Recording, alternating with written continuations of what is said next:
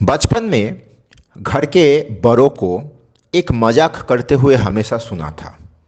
और वो मजाक लोकल वामपंथी लीडरों के बारे में था, क्योंकि उस वक्त हम लोगों का बंगाल में लेफ्ट शासन चलता था। और लोकल बहुत बड़ा बड़ा तार्किक वामपंथी लीडर हम लोगों के आसपास में रहते थे। तो उन लोगों के बारे में ये मजाक हमेशा किया जाता था कि वे लोग, मतलब वो वामपंथी लीडर लोग, मॉस्को में अगर बारिश हो तो खुद के सर पे छतरी खोल के रास्ते में घूमते थे। बाद में समय जैसे बीतता गया, मॉस्को के जगह बीजिंग ने ले लिया और सोवियत रशिया के जगह चाइना ने ले लिया। तो उस वक्त उन लोगों के साथ ये जो मजाकिया बात होता था, तो बहुत समय में वे लोग को जवाब देते नहीं बनता था। आज वे लोग शायद बहुत खुश होंगे ये देख के कि हम लोग भी कहीं ना कहीं आज बाहरी दुनिया के तरफ ज़्यादा देख रहे हैं, हम लोगों का घर का अंदरूनी कारण से ज़्यादा। ये मैं बात क्यों कह रहा हूँ? आज हम लोग अपना मार्केट का बढ़ना घटना, ताकत कमजोरी, सब कुछ बाहरी मतलब ग्लोबल क्यू से नापने का कोशिश कर रहे हैं। तो चलिए आज इसी चीज को आगे बढ़ाते हुए अगले हफ्ते का एक मार्केट व्यू लेते हैं, ग्लोबल चीज को मद्देनजर रखते हुए।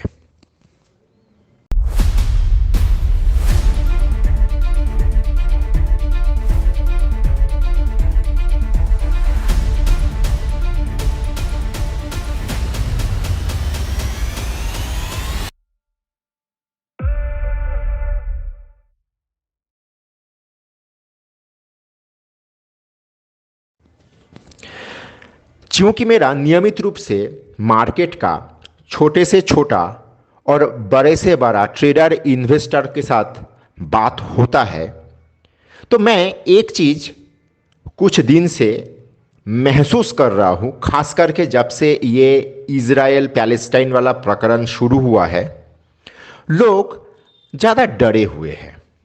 तो जब ये डर के बारे में बात होता है, तो मैं उन लोगों से यही बात पूछता हूँ, पिछले साल जब रशिया ने यूक्रेन में आक्रमण कर दिया था, तब भी तो कुछ परिस्थिति ऐसा ही था।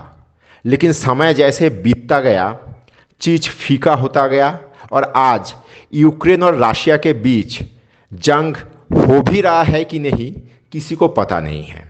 जब ये बिंदु के ऊपर बात होता है तो लोग कहता है कि नहीं, वो परिस्थिति कुछ अलग था, लेकिन ये परिस्थिति कुछ अलग है। क्यों अलग है ना? बात ऐसा कहा जाता है कि जो घटना घट रहा है वो मिडिल ईस्ट में घट रहा है, जहाँ से पूरा दुनिया का एनर्जी सप्लाई होता रहता है।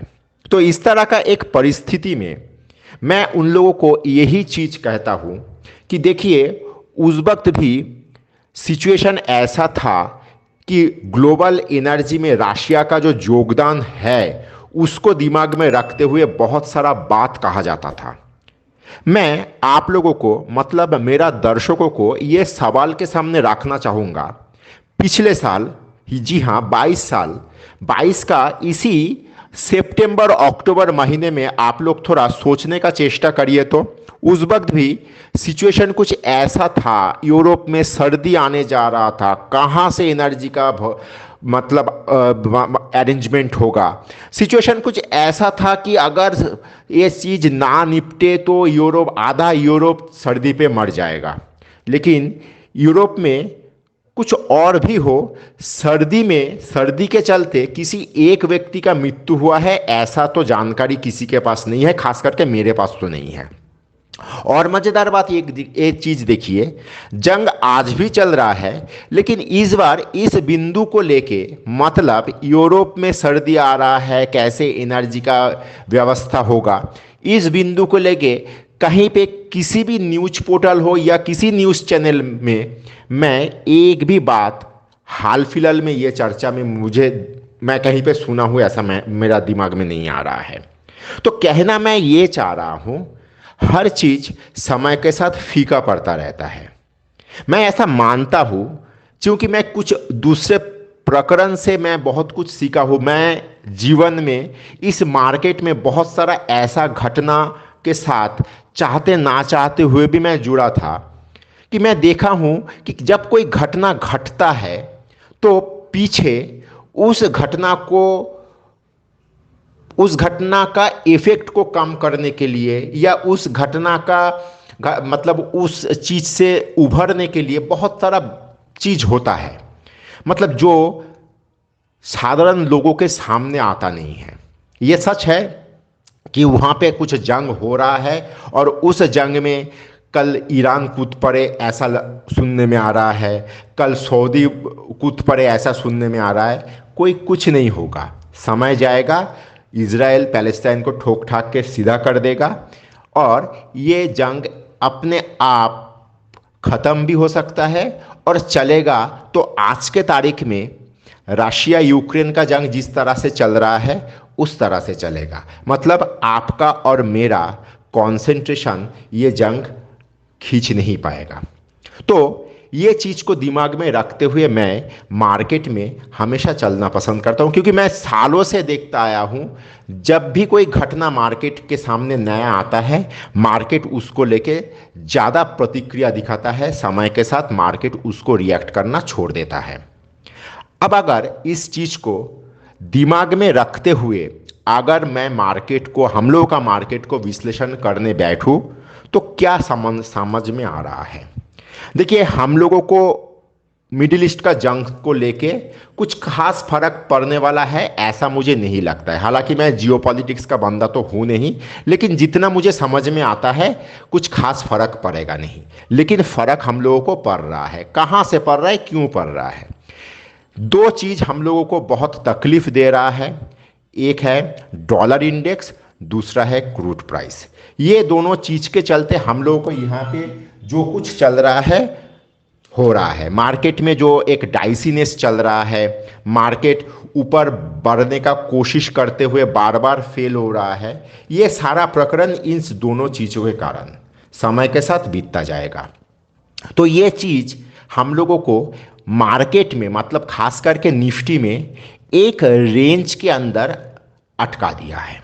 ये रेंज नीचे क्या है 19,450 और ऊपर क्या है, ऊपर में 19,900 हालांकि मैं मान के चल रहा हूं, लेकिन फिर भी 19,850 को मार्केट क्रॉस नहीं किया। 2 हफ्ते का हाई अगर आप लोग देखेंगे निफ्टी में तो मैं 19,900 को 19,850 पकड़ के चल रहा हूं। अर्थात निफ्टी कहीं ना कहीं 400 पॉइंट का एक रेंज के अंदर फंस गया है। अब इस चीज़ को दिमाग में रखते हुए मैं मार्केट में अगर तेजी या मंदी का व्यू तैयार करूं तो कैसे करूंगा? निफ्टी अगर किसी कारण से 19,450 के नीचे क्लोजिंग कर दे तो यहां से मैं नीचे का नया फ्रेश मंदी सोचूंगा, या निफ्टी किसी कारण से ऊपर में 19,990 के ऊपर क्लोजिंग कर दे तो वहां से मैं मार्केट में फ्रेश तेजी करूंगा। और इस चीज़ के अंदर, इस दायरे में मैं मार्केट में एक रेंज बाउंड ट्रेडिंग के स्कोप देख रहा हूं और लोगों को यही मशवरा दूंगा कि इस रेंज के अंदर छोटा छोटा क्वांटिटी में मार्केट में ट्रेड करते जाइए। बड़ा सौदा मत करिए, क्योंकि बड़ा सौदा मार्केट में इस वक्त करने का समय नहीं है। मैं 2-3 दिन पहले का एक घटना कह रहा हूँ। मेरे साथ किसी एक फ्रेंड का बात हो रहा था। वो हालांकि मजाक में तो नहीं कह रहा था, लेकिन फिर भी कह रहा था, मैं सुन रहा था और ख़राब भी लग रहा था कि वो कह रहा था कि वो दशहरा दिवाली के पहले हम लोगों का कोलकाता में इधर उधर इस मोहल्ले में उस मोहल्ले में थोड़ा बहुत पटाखा वगैरह का टेस्ट होता है, बच्चे लोग करते हैं, शरारत करते हैं। तो अचानक उसका मोहल्ले में कुछ पटाखा का आवाज़ सुन लिया। उसका सौदा बड़ा था तो बोला, मैं थोड़ा डर गया। अचानक मुझे कुछ देर के लिए लगा कि अरे उधर का कोई रॉकेट इधर आ गया क्या। तो ये हल्कापन का बात नहीं है।